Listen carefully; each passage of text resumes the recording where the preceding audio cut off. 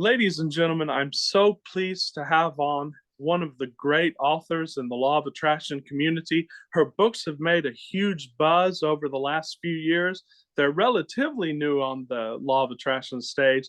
I'm pleased to introduce Miss Genevieve Davis. She's also known as Sasha Stevens, and she wrote some books on insomnia, the effortless sleep method. So she's big in both of those worlds. So I'm just very happy to have you on so that we could talk about a lot of these topics. Well, Javier, what an introduction. Thank you very much. I'm honored to be here. Thanks for Well, inviting me.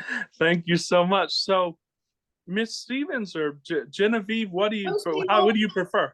me both, but let's stick with Genevieve, considering that we're probably going to mainly talk in that. Sasha is really, I published books on sleep under the name of Sasha Stevens. That's my real name. Genevieve Davis was the pen name I created in order to publish my magic books, which I can explain the reasons for that later if you like.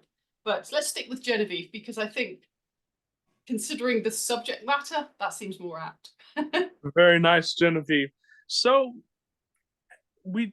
I did not read anything really about your childhood. Did you get into any kind of spiritual aspects in your childhood? Not well. I wouldn't say anything spiritual. I was brought up an atheist. I mean, Church of England, but that's not really a church. Wow.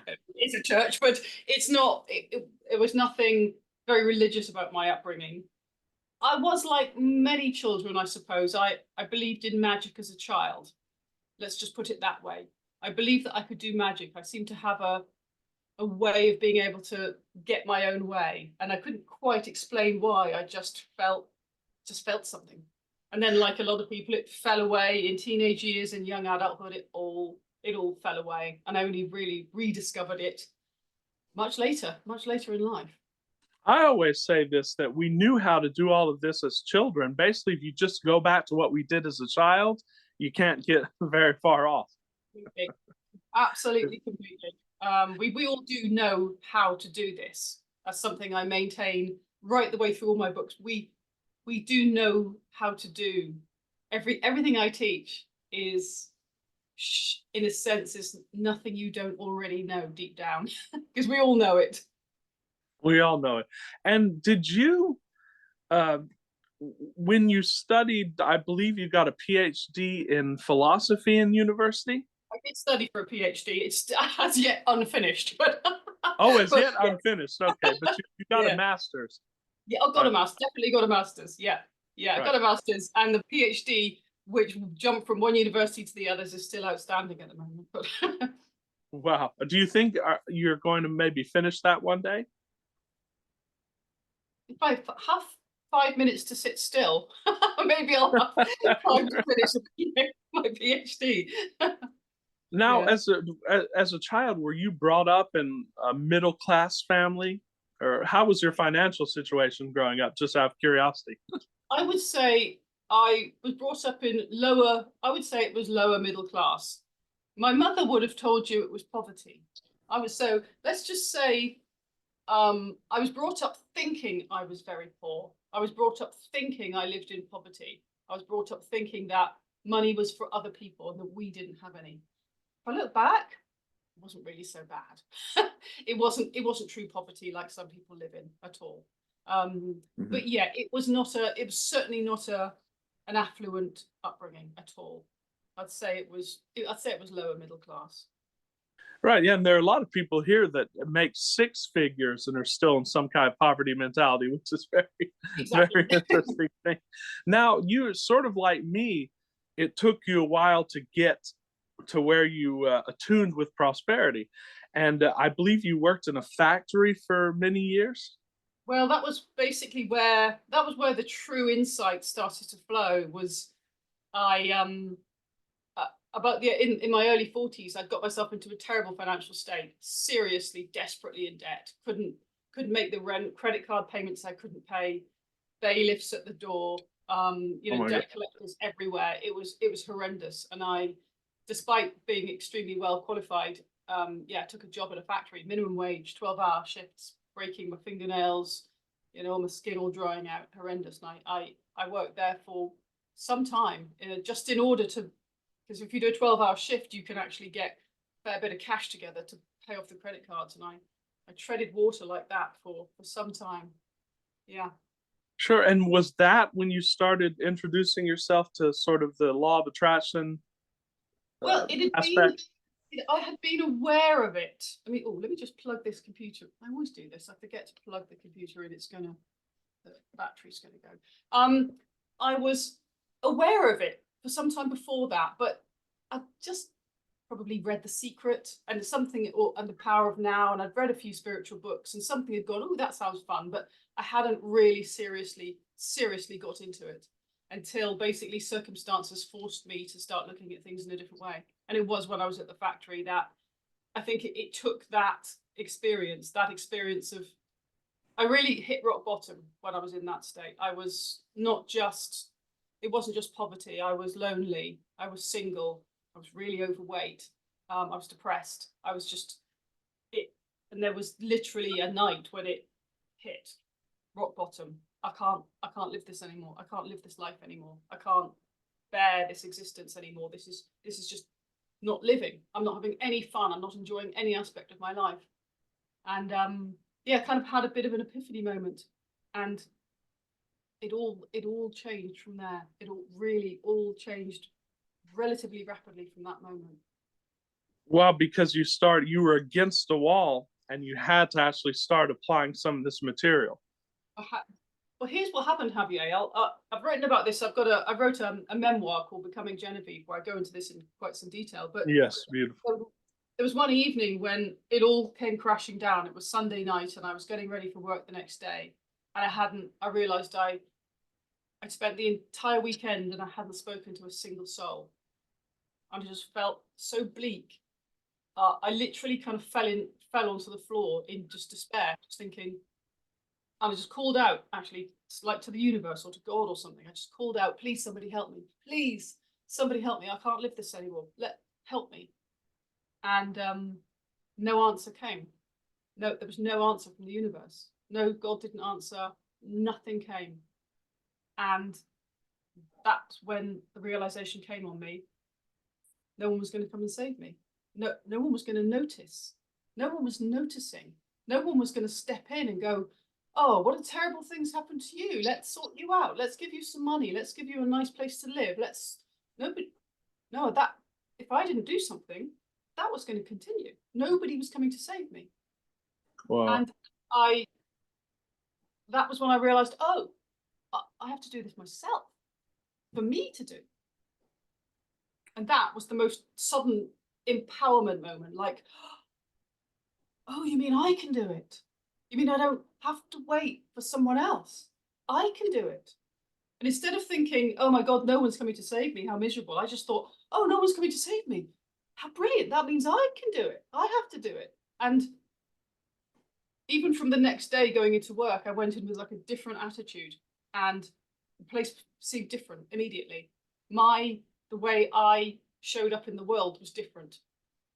And that's when I started to realize that when I show up differently in the world responds. That's where it now, before this, had you been trying to apply some aspects of law of attraction without success? Because I probably dabbled, but nothing had clicked. I'd probably done it like a lot of people. You watch The Secret film and you think, oh, all you have to do is think of, spend all day thinking of £1 million. It's going to come tomorrow. That's because you don't really study. That's the sort of gimmicky law of attraction stuff that you talk about in the introduction to your first magic book. It's I used to be quite down. I mean, I was very down on it in the beginning that way, because it paints a bad picture of the entire business of manifestation. It does. It really, but then also it's the thing is that promise that's in books like The Secret, it is the in for a lot of people. It's like the thing that captures them. It's like the thing that makes them think, oh, maybe I can do this. So for that reason alone, I'm not so down on those people anymore, because I think at least they give people some hope that they can change their situation, rather than just believing that someone's going to sort it out. for me. Of course. And it's all about you. And a little later, I want to go into your later discoveries actually on non-dualism, which I think really applies to this, because I saw an interview of yours on that. But it's basically, I talk about it in my channel, I call it interiorism, that once you realize that you're not separate, and that you're the one, and you also realize you're the one doing it and having it, being it, then it all changes for you. I don't know if you've read Joel Goldsmith, who is a great New Thought author. Do you know what? You're the second person. I always listen to things like this. You're the second person, and probably in a week, and probably the third person in a month to recommend his books. And I haven't looked at any yet, so that's definitely something I'm going That's to be... really law of attraction that you're getting all of that. But he said, don't stop trying to apply truth. And what he said is, the beginning students, they can apply it and they get results. But as you go forward, you stop getting so many results because you have to go to the next level and realize that we're not applying any of this stuff, that this stuff is basically being applied through us. But yeah, we start off... little... Sorry, I had to go. Please. No, go ahead. I was going to say, we start off thinking that we are doing something and it's changing the outside world. So I'm doing a technique and then somehow magically moving the world around that's separate to me. And what happens is you start to realize it's not me and the world. It's actually just the same thing. So it's all one thing. So it's not that I am making a change to the world. I'm making a change to me all the time. It's all me. Exactly. And it doesn't, anyone who's listening who doesn't understand this, this is something, as I'm sure you talk about, that is incredibly difficult to explain with words. You can't explain it, really. No, you have to just experience the truth of this sort of thing. So when it sounds like nonsense, doesn't mean it is. It just means that the words aren't quite getting there. You have to, and maybe a mutual friend of ours. I don't know if you know or know of Trevor Blake. No, don't know Trevor Blake. He is a billionaire in the pharmaceutical industry, but he knows all these spiritual teachings, and he mentioned your books. I think, in fact, he's the one a few years ago who got me to read your books, because I have known these. I discovered your books relatively later, but he's really enthusiastic on your books. But he talks about it. He calls it the torso wand, basically that you are the wand, and that it's your heart and your mind and your torso that basically acts as the wand, but it's connected to everything. So. Yeah, I like that because I actually say something similar, because I always say magic isn't like a wand that you pick up and put down. It's like you are the wand. You are the wand. You are the instrument. You're not using magic. You're doing magic all the time. Whether you, when I say magic, you can call it creation, manifestation, law of attraction, whatever. I like the term magic. Right. But you're doing it whether you like it or not. It's happening. It's everything you see. It's all happening. So when you see that you are the wand, you have a very different, changes everything. You have a very different attitude to the way you are in the world, and the way you speak, the way you conduct yourself. Everything matters, but in a really cool, fun way. Exactly. And so I just want to go back to that period of time. You're in your 40s and you basically had your Satori moment about this. Now, concurrently, did you write the sleep books before this point? And you said you were already selling some of those? I'd already written the first sleep book. It wasn't doing very well at that point. It was selling a few copies. And I think, I remember being at the factory and I was partway through the second book that wasn't really working out. So I had written the first sleep book at that point. And what happened was, when things started to pick up for me, when everything started to slot into place, that sleep book that's when it started to sell. It was the weirdest thing. That's when it started to sell. It started to sell really well I didn't market it. I've almost never really marketed that book. I do almost nothing for that book. It just finds itself in, it's taken me all sorts of places. I've been interviewed by television people. I've been on national radio. I've been, it's made me moderately famous, that book, and I've never really marketed it. And it all started to pick up when I started to really get to grips with this thing I call magic. And you wrote that book, I believe, after college due to your own insomnia issues? Yeah. because during university I suffered extremely badly with insomnia. 15 years of really chronic, debilitating insomnia. It was desperate. I overcame it, and I wrote a book about it. And it's funny because when I look back at that book now, I can see the seeds of all of this understanding. All of this is in that book, that early work. It was it's almost like the truth was trying to come out, and it was coming out through the sleep. I didn't know it at the time, but when I look back at it, I'm thinking, did I write this? There's so many messages in here. I didn't even know they were there. It's in a sense, it was sort of channeled, right? Do you know what? I don't know if you write a lot, Javier, but it's always like that when you write. When you're really writing good stuff, it's not really you that's writing it. It appears on the page, and it's the first time you've ever read it. It just comes. It is. I don't call it channeling, because that always sounds a bit spooky, like I have some guide or something. And I don't see it like that. But it does feel like it's coming from somewhere else. It's not me making those thoughts up. It is inspired. Now, the reason I mentioned the sleep books is because the latest book that I read from you was Becoming Rich. It's a really good book on finances, as part of the Magic series, I believe. And you talk about that after that time, I believe that epiphany is when you said, okay, you calculated, I need to sell a certain number of books every day. And you didn't market it. So just when you started calculating that, that's when the sales started picking up? Yeah, it was like, I mean, there were a lot of things going on at that point. I was doing something called money managing, which is not something that I invented, but I discovered this thing where you basically separate your money into different accounts. I didn't invent it. Lots of books on that. It's in that book, and you have like 4 accounts, right? Like your fun account, your big spending account, you give to charity, and that's one of the beautiful aspects you talk about. And by the way, Genevieve, all of her magic books, I believe the proceeds go to charity, correct? All of the first 4, not Becoming Genevieve. I felt that one was for me. And nothing since Becoming Genevieve, everything before.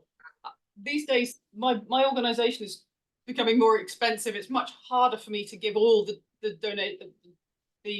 takings away, but I still make huge donations every month. Because sure, but anyway, so you had a separate account to give to charity, and then you had what you call an emergency fund, and you started doing that. I started doing this because what I realized was that this was back when I was thinking it was me and the world. So what I realized is that when I made changes to me, the world changed. So I reckon that somehow I had to somehow become a rich person before I was rich. That's what I needed to do. So how was I going to do that? I had nothing. I was working minimum wage in a factory. How was I going to feel rich with that? And the money managing allowed me to do that, because it allowed me to feel in control of my money.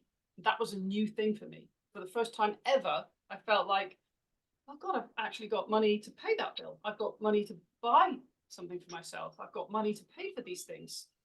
And not only that, I'm raising money for charity. I'm doing something for someone else. And that took the focus off.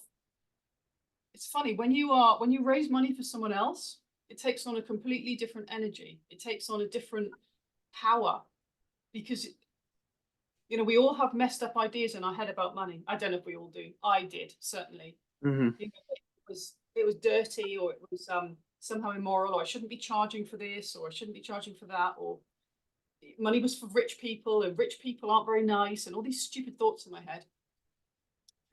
And when I started raising money for others, all of that disappeared. Like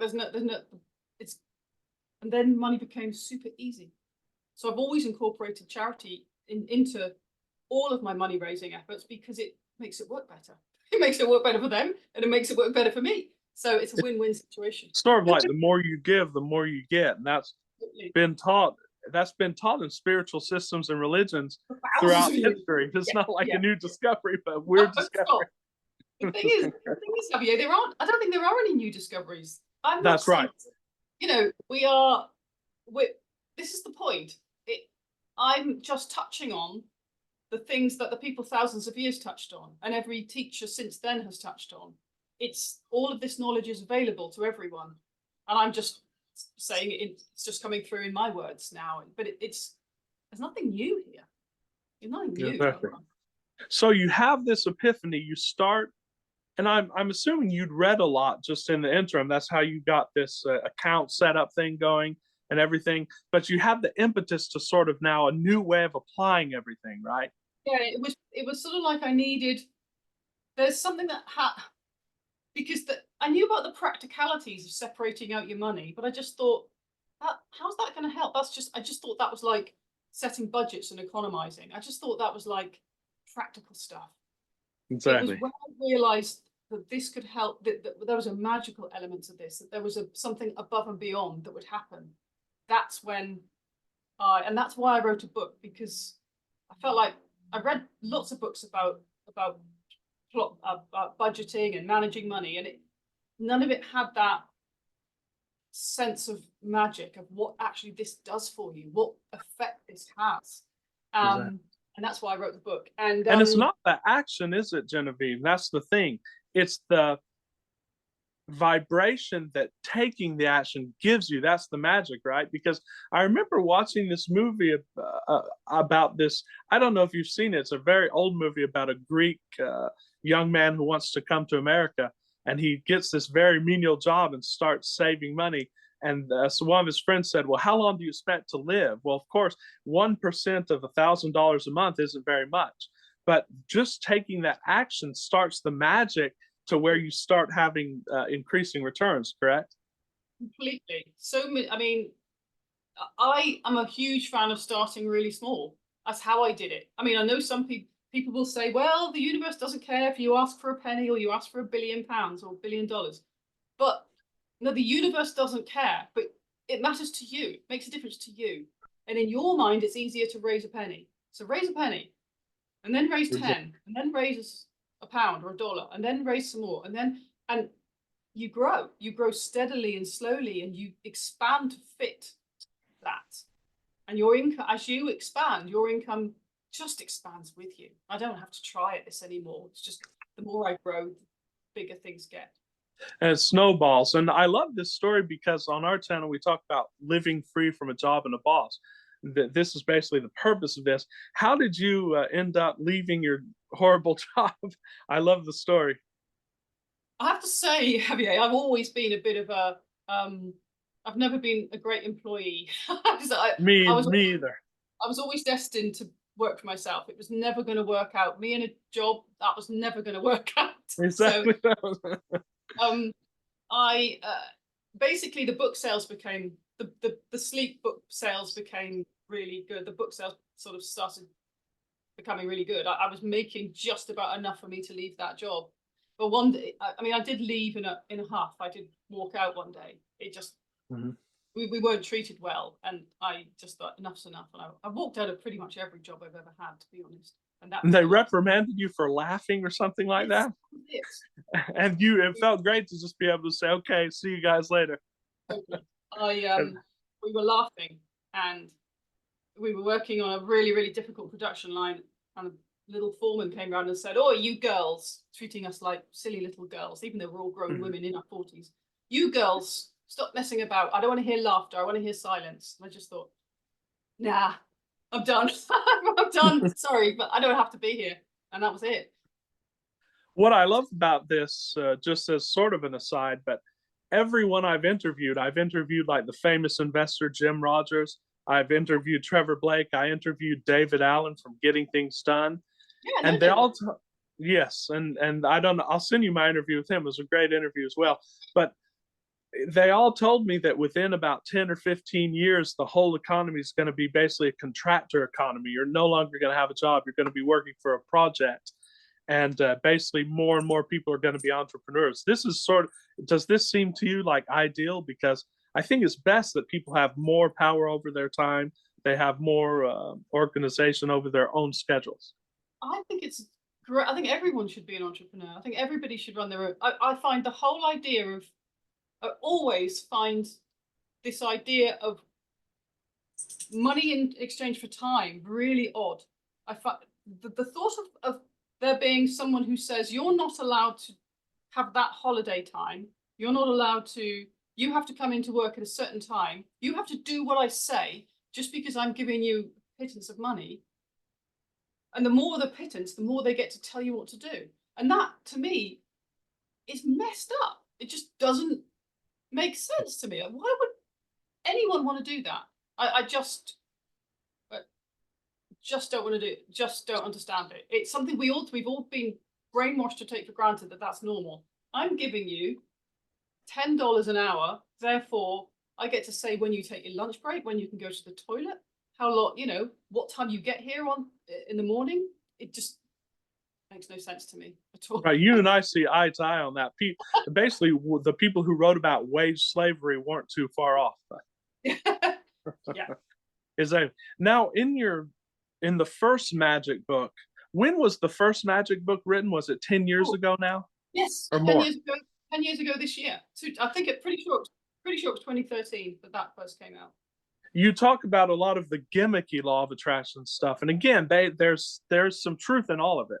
But you talk about Eckhart Tolle and Abraham Hicks as the best expositors of the material, and I started with Eckhart Tolle. That was my very first author that sort of got me into this law of attraction modality, and of course Abraham Hicks. Now, had you been following Abraham Hicks for a long time when you read the books? Yeah, I had read her books for a while, and they're very simple. There's not much in them, and I just found for some reason they hit the spot. I remember that she said there was one line that actually had a profound effect on me in her books, and it's, how do I put this? It seemed like she was honest. It felt like she was speaking from a place of truth, and that was why in the beginning I found that very helpful. I've moved, I don't really read that sort of book anymore, but Sure. that was really, in the beginning I found that very helpful. And now, even if I look back and think about the things she said, they make more sense to me now. I can see that she was speaking from a complete place of. Now, have you heard the lectures? Because there's more meat in the lectures, and in fact, I had listened to her lectures probably for over 10 years now. And again, I don't really study this stuff anymore either because I'm doing it, I'm embodying it. But I attribute to her the vast amount of understanding that I've gotten. And I also sat in the hot seat. So have her lectures and her talks. It's proof that stuff's coming from a high level, because she never, I don't know if you've listened to her, not her lectures, but her hot seat. She's channeling, isn't she? It's like yeah. And I've never seen her be thrown off. I've never seen her go, it just seems like that stuff's coming in from a higher level. Of course, we know it is, but. Absolutely. Yeah. Yeah, no, I've got a lot of respect for her. And so in the first book, it's my favorite because you go into the facts that so many people are trying to apply this stuff, and you first sort of got to work on you. Is that still your position? That you sort of need to take a few days or a few weeks off to sort of purge yourself of the complaining, sort of start getting into gratitude and things like that, to sort of attune your wand, so to speak. I think it's a very, very good place to start with that. This is 10 years on now, and these things come so naturally to me now, that the idea of the way I used to complain and just spend my day, that was my way of communicating people, was to complain about things. That was how it was. So if you're a great complainer and you're quite negative and you see the world in a poor light, I think that sort of purge is really incredibly helpful. I mean, it is for anyone, to be honest. I've more recently read a book called A Complaint-Free World by Matt Bowen. I might have that wrong. I forget the name. But Tim Ferriss talked about this book of late as well. Yeah. Okay. Complaint-Free World. It basically challenges you to go 30 days, I think it is. Or was it 20? Anyway, let's say it's 30 days without a single complaint at all. And if you complain at all, you have like a wristband on your arm like this. And if you complain, you just put it on the other arm like that. And then you have to start the 30 days all over again. Believe me, it'd be the hardest thing you've ever done. But it makes you very, very aware of just how often we complain. And when you stop it, that alone, that alone has a profoundly transformative effect on your life. It does. Just that alone. And incidentally, have you read the material of Neville Goddard, or are you into any of that? Yeah, actually, bizarrely, I've come back to Neville now. I think probably Well, when I first read him, it was just like gobbledygook.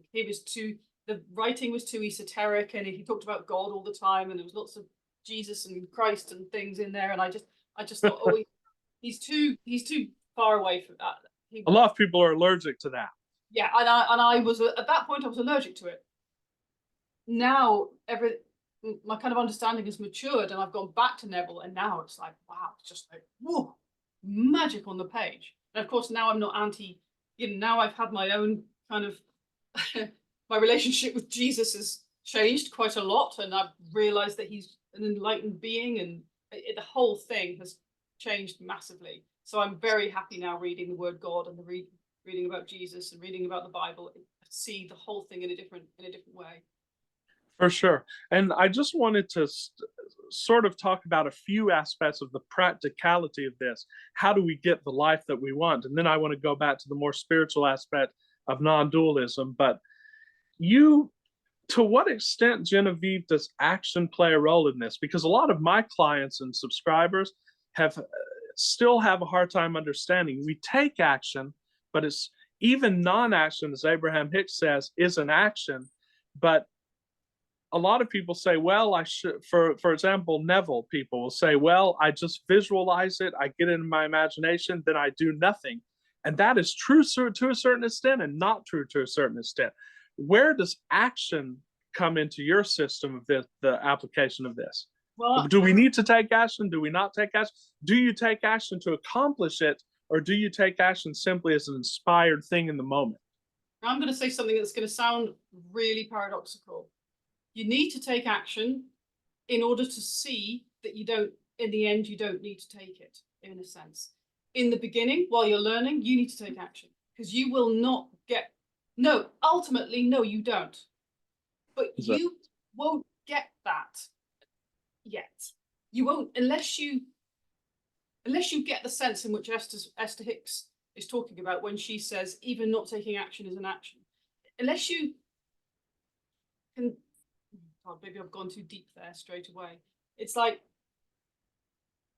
action has been a huge part of my journey. Taking action has been enormous. I've needed to take thousands of actions. I'm an action taker. I do stuff all the time. I've always said, do stuff. Just keep doing stuff. Do stuff. Do stuff. Do stuff. Let it be okay and do stuff. Just doesn't matter what. Just keep doing, and things will start, because it's in the doing where you learn. And what you eventually do learn is that you don't need to take the action. But if I say that to someone, they'll think that means, oh, good, I have Netflix and popcorn, and I did my visualization earlier. Now I can chill out.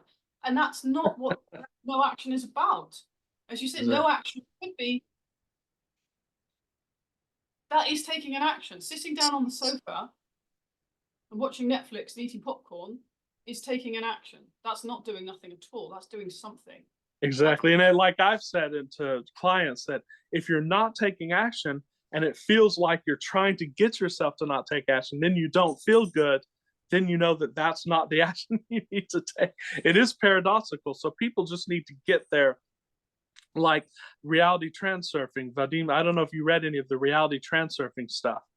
Yeah. That sounds familiar. I may have done. I've read so much. He's a Russian author, but he always says just put one foot in front of the other. But the action that you take should never be trying to get that end. And I think you talk about that in your books too, like detaching from the outcome. So you take an action. But I mean, for me, I take action, and I take action in the direction of where I want to go. That's it. I don't get het up about it has to be this action or that action. But if I want to achieve something, I will take action in that direction.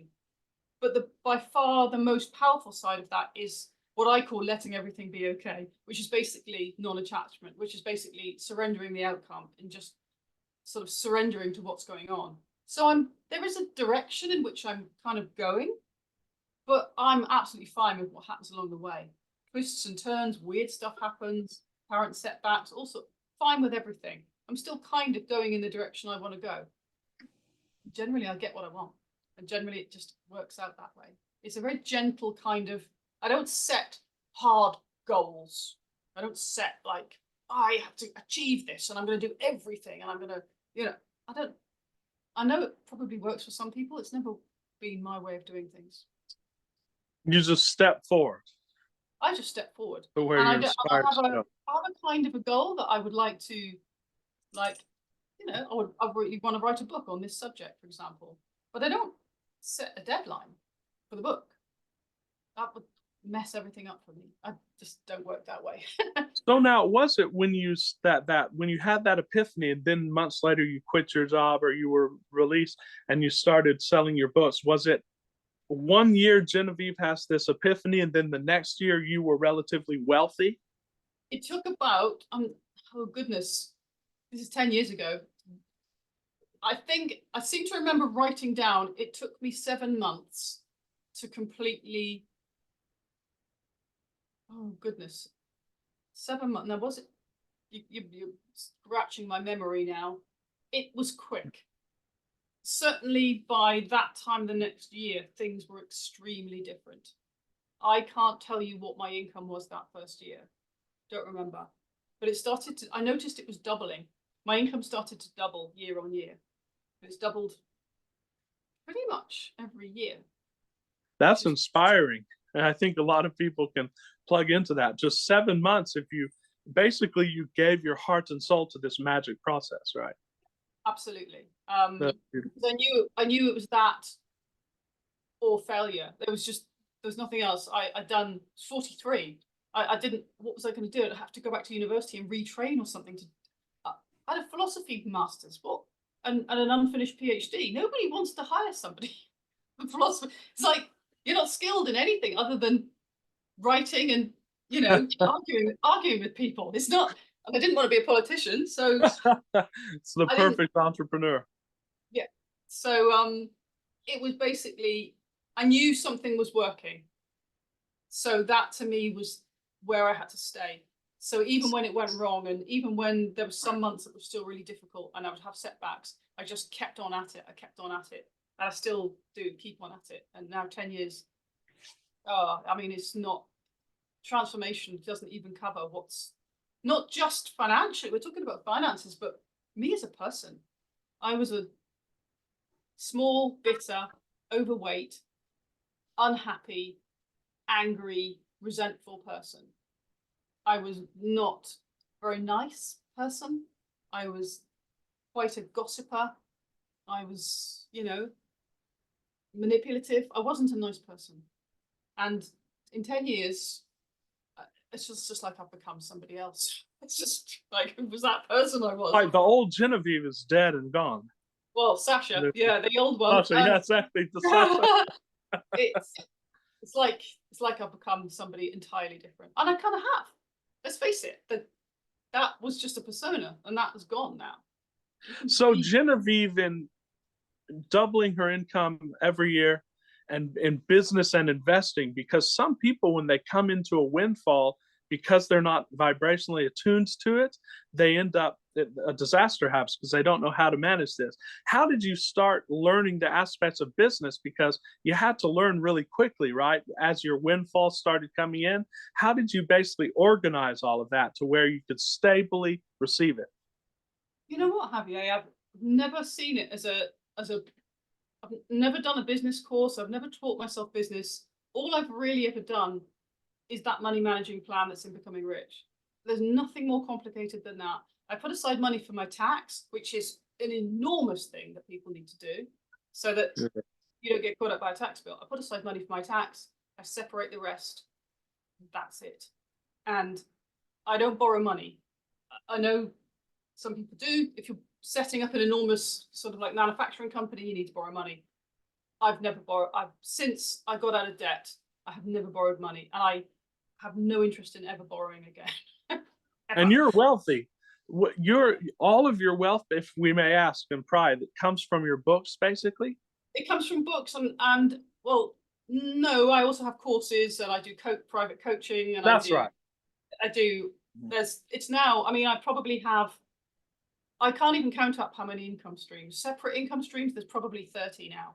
These little bits Wow. here, there, little. It's not just books. It's books, and it's affiliate income, and it's courses, and it's private coaching, and then it's the occasional appearance, and it's little kind of like consultations I do on other people's programs, and joint ventures, and it's just so much of it now. It just grows and grows.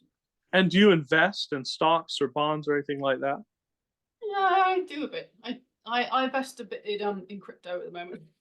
Oh wow, okay, me too. Got, Yeah. got quite a lot of money in. I've basically that's doubled over the last Oh year. yeah. I mean, I own Bitcoin as well. I love it. Yeah, I've made. Well, I haven't made it yet because I haven't cashed it out. But if it stays at the rate it's at, I've really made a lot on Bitcoin. That is so awesome. So, and you've never like raised money or borrowed money or anything like that. All of it's just basically coming. That is so amazing.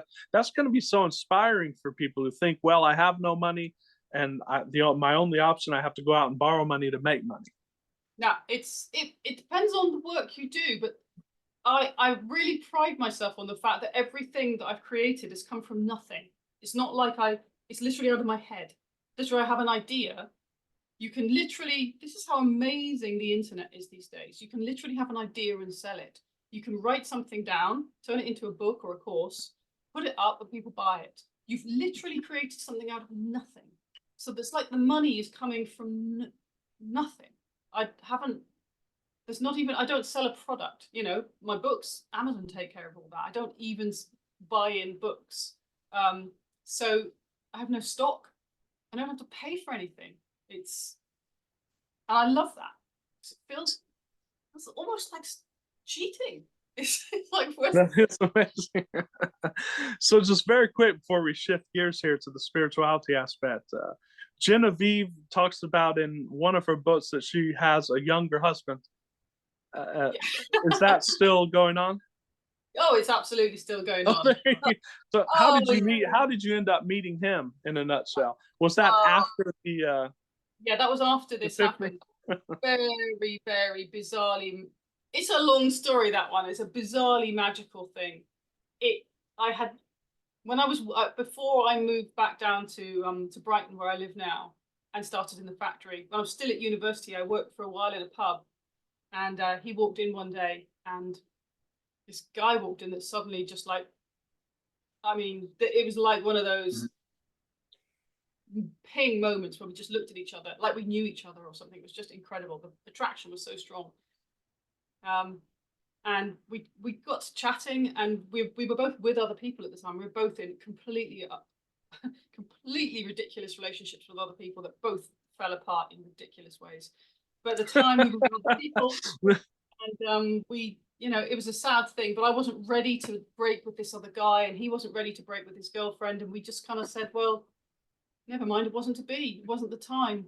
It would be nice, but this isn't our moment. And it was about 9 months later when I'd finally finished with my ridiculous boyfriend that was just the worst relationship ever. And I went onto a dating site and typed in my details. I came up with a match. Top of the list was this face that I recognized. And wow. It was the guy from the pub. And also, I've done a load of magic. I mean, I've basically magicked him into existence. It was like, and I started going out with him, and it was like the universe had given me, like I had made a tick box. Like if you made, right, next man I have, I want him to be this tall, this color hair, this color eyes, this much money, wanted to do this, and this personality. And that's what he was. And he walked in and to my life, and we've been together along many, many, many years now. That's so beautiful. Oh, that's what you did? You made sort of like a checklist? I basically before that? It down, but in my head I had this checklist of what I wanted, what I wanted in a man, and there he was. It was like the universe went, there you go, here he is. That's magic. That's really, beautiful. Really magic. And we never even argue. We barely even disagree. We have the nicest, most easy relationship. I wouldn't have been able to do everything I've done without him. He's been an integral part of my growth, really. And is he in business as well? Yeah, Or he's a digital photographer and a digital retoucher, so he works from home as oh well. wow. But he's totally on the path with me, really supportive of everything I do. He designs all my book covers. He helps me out. He's immensely supportive. So I think that's been I think that's very important. Not that you necessarily have a partner that is outwardly supportive, but at least one that doesn't stop you. At least one that doesn't hold you back. I hear that a lot. I think it's important that the person you share your life with doesn't hold you back. It has to be that way, and that's a beautiful thing. So now getting into Genevieve's spiritual journey of late, I think it was 2 or 3 years ago that you had this experience with the non-duality, and it was sort of like an enlightenment experience, if I'm correct. This has been it's weird, yeah. There've been a few, and I don't it for me it hasn't been. If you read a book by someone like Eckhart Tolle or Byron Katie, or they'll talk about this business of enlightenment or awakening as an event, as one pow moment when suddenly they saw the truth. And I have to For say, them, yeah. Sorry? For them, yes, but I know Eckhart says that usually it happens gradually. Yeah, for me, it's definitely been gradual. And Sure. to be honest, if I'd known that, I think for a long time I was waiting for the big Eckhart Tolle explosion, and then sitting on a park bench for 2 years in bliss. And because that hadn't happened, I think I thought it wasn't happening. But I can see now it was kind of happening all That's along. exactly what happened with me in my 20s too. I was like, screw this, because it hadn't happened. So Yeah. right. So I think there were little glimpses all the time. There were so many points when I can look back and now and go, oh my God, that was such a massive glimpse of awakening or whatever. And I just didn't really recognize it at the time. But as I got more into sort of non-duality reading and started to read those sorts of books and started to follow a guy called Angelo DeLullo, you might have seen my interviews with him. Yes, that was the interview. Maybe he just came along at the right time. Maybe he's special. I don't know. But he's had the most profound effect on my journey. Really, he's almost the only one I listen to now, in a sense. He just needs to speak, and I'm there. I'm just one. Sure. So it's been gradual, but wasn't there some kind of experience that basically drove it home for you in the last few years? Totally. There've been a couple actually, both as a result of Angelo's teachings. But I think probably the first time I met Angelo, I've been to a couple of silent retreats with him over in North Carolina. He does silent retreats in the Art of Living Center in Boone. You get a chance to go. Wow, wonderful place. That beautiful, wonderful place. It'll be one of the best. I'll definitely put that on my list. It'll be one of the best weeks you'll ever spend. And that really, it wasn't so much at the retreat. The retreat was fantastic, but a lot of people have told me this. It's the few days after. It's when you come home and decompress and relax. Flight's over. You've unpacked. You just chill, and suddenly, that's when the insights almost like explode out. And that was a true moment of realization of that was when I realized, that there is no world of me. There's not even a me. There's just, it's just this. Oh, that's odd. And that was a very strange occurrence, yeah. And that's been deepening, and it comes in and out and in and out, and it's been deepening. And then I did another retreat with him when it deepened even more. And yeah, it's there almost all the time now. That realization that nothing's serious anymore, Javier, because Exactly. it just all seems like a big game now. That's what I was going to talk about, that once you realize this stuff, it sort of becomes like you're not even seeking anything anymore. You're just dancing. You're just going along with it. You realize it's not you doing it. Really, it's not me doing it. And yet it's still fun to kind of fall back into the illusion and play around at being a person and start making stuff. And then then you dip out of it, and then you dip back in. It's almost like you make a decision to go back into the matrix. It's like you go back in. Exactly. So I still play around with this. It's actually, there's at the moment I feel like I'm on the verge of another big shift in my thinking, because I'm trying to resolve non-duality with the business of manifestation, and how I as a supposed person made those things happen, and how to resolve that with the knowledge that I'm not really doing it. And somehow there's a slight tension there still for me, and I know it's going to filter through. I'll just wait for it. I know it'll. And there's going to be a great book to come from that, I believe. I can't wait to write that book. It'll probably, the funny thing is, it'll probably resolve itself in the writing of the book. It's when I sit down to write that book that will resolve itself, because that's when I do my best thinking, is when I'm actually writing. So that's, and I've had videos about this. It's sort of like going into the game and realizing you're playing the game, but you can get out of it anytime you want. Yeah. When the game starts to get stressful, it's like, I'm not staying here. Now I can go back to this oneness. Like that. It's just like that. It's like, now I can just step back and realize, oh, no, that was real. Silly. Why did I get upset by that? None of it was real. Oh, but then I'll go back in and have a play around. Sort of like the Stoics talk about. I don't know if you've read the Stoics, but Epictetus said that the doors open, and I think what they meant by that was actually suicide, and that the Stoics had this thing where you could leave anytime. But I think there's a deeper spiritual meaning there. You can commit suicide of the self spiritually and leave that, and then come back and whatnot. But it is incredible. Because I read all those people back when I was studying philosophy, but back then I didn't have a clue about any of this fun stuff. So for me, philosophy was dry and difficult and completely an intellectual exercise. So I did really well in philosophy, and I didn't understand a bloody word of it. I didn't. If I look back now, I realise you didn't have a clue what you were talking about. You thought this was an intellectual exercise, but it was nothing of the sort. They were all pointing at something deeper, and you didn't know it. And I think a lot of philosophers now, a lot of professional philosophers, don't realise what this is pointing to. Same as people who read the Bible, and they don't really know exactly what talk about. They think they know, and they don't have a clue. They have no idea that there's a guy who talks about the symbolism of the Bible. It's like the story of Rahab, who's a harlot. The Spirit of God is a harlot, which means she gives every man what he wishes. They have no idea. They're just like, oh no, this is literal. It means she was this. Yeah. It's like, you have no idea what you're talking about. But it is incredible. So just very quickly, because you talk about your writing, what is your writing process? Do you do it every day, or do you just do it when you're inspired to do it? Or do you just have periods? I do it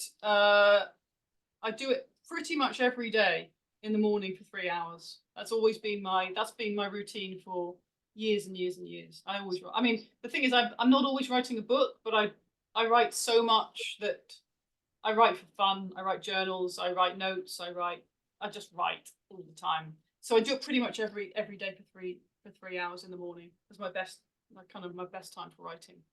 I'm the same way. I love it, writing. Yeah. Not that long, but I do. Yeah, because I've got it into a habit. It's not difficult for me to find that space, really, that magical kind of writing flow state. That is beautiful. And just one last thing here. What do you advise people? People on our channel are looking to get off what I call the prison grid, get off working stop working for a job and a boss, and basically early retirement. By retirement, we mean doing what you do, being able to do what you want, set your own schedule. What's your advice to them, incorporating all of your recent knowledge and all of your books, if you just had to tell people something in a few sentences? How do we get off this prison grid, this hamster wheel, and actually start doing what we came to do to create the life of our dreams? Well, I would say it helps to have, in the beginning, it will help to have a clear, it sounds like it goes against everything else I've said, it'll help to have a clear plan. It'll help to have something to work towards. So you do need to remind yourself that in order to be well paid, you need to give something in return. You don't, so forget about winning the lottery or some get rich quick scheme. Forget that nonsense. You need to give something of value. If you're giving something of value, somebody will give you money in return. That's how money works. It's a relationship, it's an exchange. So work out what it is that you have to give. Work out what is it that I have that I can sell. It could be an idea, it could be a product that you make, it could be some it could be some service. Sorry, this isn't five sentences, is it? It could No, be no, that just in the time we have left. okay. Keep going. I love it. Yeah. It could be a service of some kind. If you don't have any idea, then do some research and find something to work at. And take bold steps in its direction. And let everything else be okay. Let things start showing themselves to you. Let the action of creation, of doing something, reveal to you how this thing works, how reality actually works. It's in the process of creation that you will start to learn. But does that sound a little bit too esoteric? That's what I would say. Create something, make something, create something in the world. Somebody will pay you for it if it's good. Focus on making a really good product, service, whatever, and somebody will want to pay you for it. And the internet makes this easy. Anyone with half an ounce of sense can do this now. You don't need money, you don't need education, you don't need backing, you don't need authority, you don't need anything. You can do it with nothing. Just make something that's really good. Make a really great product or service. Beautiful, beautiful words. Genevieve Davis, thank you so much for coming on. And it's been a delight. It's been I loved our chat, and I hope we can do it again sometime. I'm sure we can. Thanks so much for having me on, Javier, and thanks to everybody else for listening. You have a beautiful day. Thank you. Bye. Bye-bye.